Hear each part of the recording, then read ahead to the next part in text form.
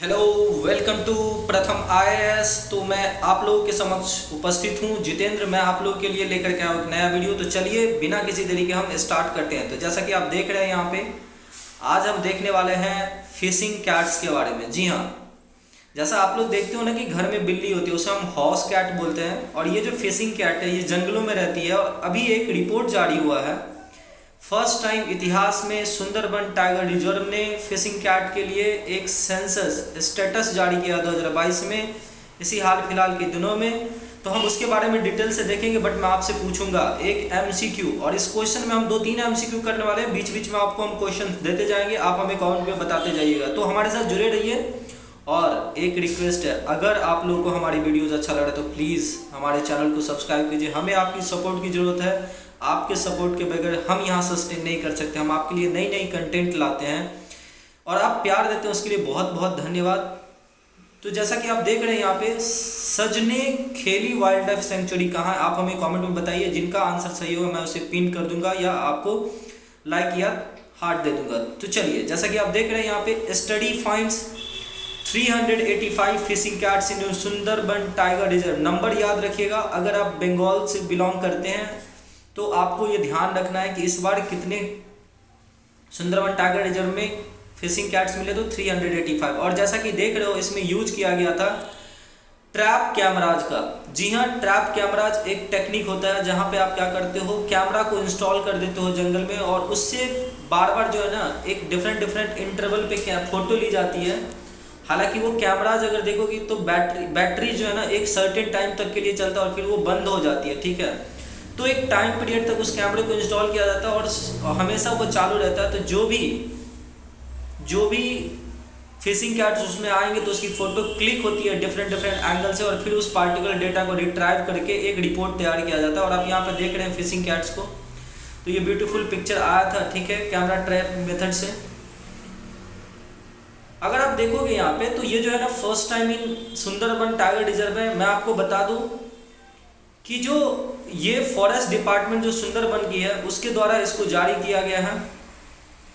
और अगर आप देखिएगा ना तो विश्लेषण रूप से कि 4 पार्ट्स ऑफ एसटीआर, जो सुंदरबन टाइगर रिजर्व के 4 पार्ट्स है, उसमें बसीरहाट रेंज में सबसे ज़्यादा 130 फिशिंग कैट्स देखने को मिला है। वहीं सजने खाली वाइल्ड लाइफ सेंचुरी, जी हाँ, आपका आंसर यहाँ पे मिल जाएगा, उसमें 97।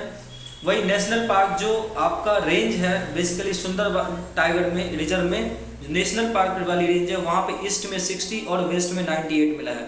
और ये ब्यूटीफुल सा पिक्चर है। पूरे सुंदरबन डेल्टा को 4 भागों में बांटा जाता है। एक है सतखीरा रेंज, दूसरा है खुलना रेंज, तीसरा है आपका चंदपाल रेंज, और चौथा है सरनखोला रेंज। तो ये आपको किस तरीके से है, तो ये आपको वेस्ट से ईस्ट की तरफ मैंने आपको यहाँ पे बताया। और यहाँ पे आप देख रहे हैं ये बंगाल का जो सॉर्दर्न पार्ट है, सॉर्दर्न ईस्टर्न में, वहाँ पे जो है ना आपको सुंदरबन डेल्टा मिलेगा।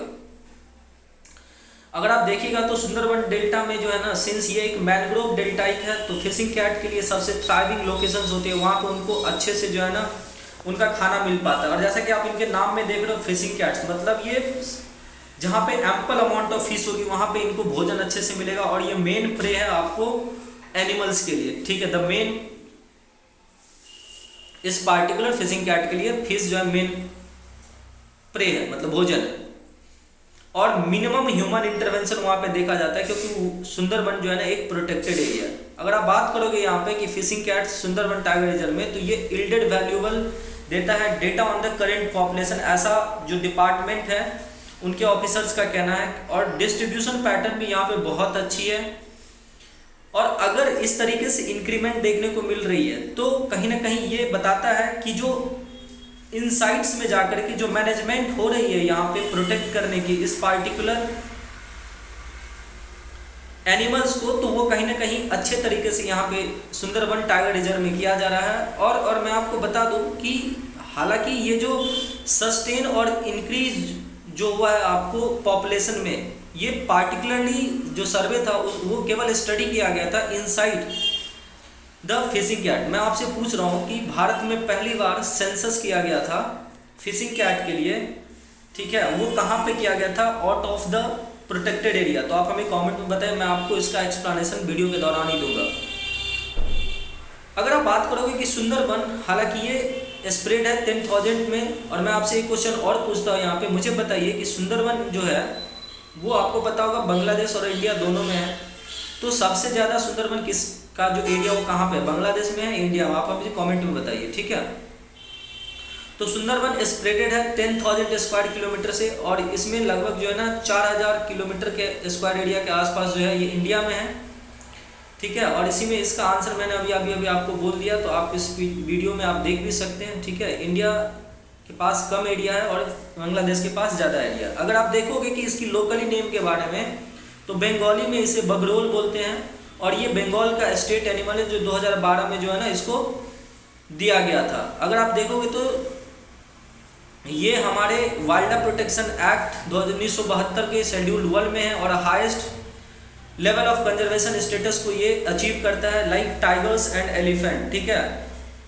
अगर आप देखोगे तो ये नॉकचूर्नल एनिमल है। नॉकचूर्नल एनिमल का कहने का मतलब ये है कि ये रात में जो है ना अपने खाना के लिए निकलते हैं, और वेटलैंड इनके लिए बहुत अच्छा है, क्योंकि वेटलैंड में इनको प्रे, इनके जो भोजन है बहुत अच्छे से मिलते हैं। वहाँ पे लोगों को जो है ना डिफरेंट प्रेडेटर्स जो आता है, और ये सिंक भी कर सकता है एक तरीके से। आप देख रहे हैं यहाँ पे जो फिश है इसके लिए फेवरेट प्रे है, और फिश को पकड़ने के लिए ये स्विम भी कर सकता है। बट कुछ कंसर्न है कि श्रिंकिंग वेटलैंड जो डिडल्ड है कर दिया है इसके पॉपुलेशंस को, और फोर्स कर रहा है कि आप जो है ना यहाँ पे ह्यूमन जो एनिमल कॉन्फ्लिक्ट है उसको बढ़ावा दे। सिंस सुंदरबन टाइगर रिजर्व में इंक्रीमेंट हो रही है पॉपुलेशन में, रीजन क्या है कि सुंदरबन टाइगर रिजर्व जो है आपको एक प्रोटेक्टेड एरिया है, कांस्टेंट जो है ना यहाँ पे आप देखते हैं कंस्ट्रक्शंस हो रहे हैं, तो ये सब चीज़ें जो है एक तरीके से फोर्स करती है एनिमल्स को to go out of their habitat, और फिर जो है ना यहाँ पे ह्यूमन एनिमल कॉन्फ्लिक्ट भी बढ़ जाती है। हालांकि देखा गया है कि डेथ ऑफ फिशिंग कैट में स्पाइक आया इन पास्ट 2 ईयर्स, और इसीलिए जो है ना कंजर्वेशनिस्ट जो है ना वरीड हो गया है, और वो बोल रहे हैं कि ये जो रोड एक्सीडेंट हो रही है due to the clogged to death और पॉइजन, ये बहुत बड़ी एक तरीके से चिंता की बात है, और कहीं ना कहीं जो ह्यूमन वाइल्ड लाइफ कॉन्फ्लिक्ट है इसको बढ़ावा दे रहा है। अगर आप इसको सिग्निफिकेंट देखो कि वाई द सुंदरबन डेल्टा, या आप बोल सकते हैं जो सुंदरबन टाइगर रिजर्व है वो क्यों एक अच्छा हैबिटेट बन गया है आपको फिशिंग कैट का, तो रीजन है कि गंगा ब्रह्मपुत्र बेसिन जो है वो मोस्ट सुटेबल हैबिटेट है फॉर द फिशिंग कैट, और उसी का पार्ट है आपको सुंदरबन डेल्टा। लेकिन आपको याद होना चाहिए कि जब भी अनरेगुलेटेड कंस्ट्रक्शन होती है तो वहाँ पे क्या होती है कि जो वेटलैंड है वो सिंक कर जाती है एवरीवेयर फ्रॉम एवरीवेयर से, और फिर सिंकेज के कारण से जो एनिमल्स है वो वहाँ से भाग जाते हैं। बट जैसा मैंने आपको बताया कि सुंदरबन एक तरीके से सेफ जगह है, तो वो प्रोटेक्टेड एरिया है, और ये इस कारण से जो है आपको वहाँ पे फिशिंग कैट रहती है। मैंने आपको एक चीज़ और बता दूँ यहाँ पे कि फिशिंग कैट कंजर्वेशन अलायंस है एक ग्लोबल ऑर्गेनाइजेशन जो रिसर्च करता है उनके कंजर्वेशन और उनके डिफरेंट एस्पेक्ट्स को लेकर के, ठीक है। और उन्होंने बताया कि भाई ये जो ट्रिकल डाउन हो रही है एक तरीके से पॉपुलेशन में irrespective except Sundarban tiger reserve, वो बहुत बड़ी चिंता की बात है, ठीक है। स्टेटस की बात करोगे तो ये IUCN की वल्नरेबल कैटेगरी में आता है, ठीक है। और अगर आप देखिएगा तो ये चीज़ें जो है ना एक्चुअली IUCN की जो एक कैट स्पेशलिस्ट ग्रुप है उन्होंने भी जाहिर किया है। जैसा मैंने आपसे पूछा था कि सबसे पहला जो आपका फिशिंग कैट सेंसस हुआ था कौन, वो ओडिशा के चिल्का लेक में हुआ था। और मैं आपको बता दूं ये जो चिल्का लेक एशिया की लार्जेस्ट ब्रैकिश वाटर लगून है, और ये जनवरी 2022 में हुआ था, ठीक है। और उसमें 176 फिशिंग कैट्स जो है ना उस लगून में थे। तो याद रखिएगा जो भी ओडिशा से रिलेटेड है, बंगाल से रिलेटेड है, वो लोग इस पार्टिकुलर नेम को याद रखिएगा, ठीक है। अब मैं आपसे एक और क्वेश्चन पूछता हूँ कि India's first fishing cat collaring project कहाँ हुआ था? याद रखिएगा it is not in Chilika lake. तो इंपॉर्टेंट है, बहुत इंपॉर्टेंट है, याद रखिएगा। आप इसका आंसर हमें कमेंट में बताइए। तो मैं आपको बता दूं कि ये जो कॉलरिंग प्रोजेक्ट है, सबसे पहले कॉलरिंग का मतलब होता है कि आप क्या करते हो, एक बेल्ट लगा देते हो एनिमल के गर्दन पे, उसमें GPS रिलेटेड कुछ डिवाइस होता है, और फिर हम उसको सैटेलाइट से रियल टाइम बेसिस पे ट्रैक करते हैं। और ये एक फुल प्रूफ मेथड है आपको एनिमल्स को ट्रैक करने के लिए रियल टाइम बेसिस पे। बट इसकी डिटेल्स हम लास्ट में आपको बिल्कुल ही देंगे। यहाँ पे देख रहे हैं, जैसा कि आप देख रहे हो कि ये जो एक तरीके से world first fishing cat census जैसे चिल्का में हुआ था, तो वो सारी चीज़ें तो मैंने आपको यहाँ पे बता दिया। और इनका नाम क्या है फिशिंग कैट का? तो प्रायोनेल्यूरस विवेरिनस जो है इसकी साइंटिफिक नेम है, और इंडिया के सहित ये 10 आसियन कंट्रीज में पाए जाते हैं। और मैं आपको बता दूं कि सिंस वियतनाम और जावा में इसकी लास्ट डिकेड से देखी नहीं जा रही है, तो ये कंसर्न की बात है। अगर मैं फर्स्ट सेंसन के बारे में बात, तो ये लॉन्गेस्ट रनिंग रिसर्च सेंटर चला था आपको चिल्का लेक में, और उसके बाद अभी करंटली कहाँ पे चल रहा है, तो वेस्ट बंगाल और चिल्का दोनों जगह पे चल रहा है, ठीक है। और जो चिल्का में स्टार्ट हुआ था वो 2010 में स्टार्ट हुआ था। अब जैसे मैंने बताया कि फर्स्ट कैट स्टेट एनिमल अगर आप देखोगे तो ये वेस्ट बंगाल की 2012 में चिल्का लेक का ये लेक एम्बेसडर 2020 में घोषित किया था। अब मैं एमसीक्यू जो आपसे पूछा था कि बताओ कॉलरिंग प्रोजेक्ट कहाँ चलता है, तो wild life institute of India जो देहरादून के साइंटिस्ट हैं उन्होंने India first fishing cat collaring project launch किया है। कोरिंगा जो वाइल्ड लाइफ सेंचुरी है आपको कहाँ पे, तो आंध्र प्रदेश में, तो बिल्कुल आंध्र प्रदेश में ये चीज़ें स्टार्ट की गई और 3 ईयर का प्रोजेक्ट होगा। और इसके जो चीफ हैं इस पार्टिकुलर प्रोजेक्ट के वो बिलाल हबीब साहब हैं, ये आपको इस फिशिंग कैट कॉलरिंग प्रोजेक्ट को हेड कर रहे हैं, ठीक है।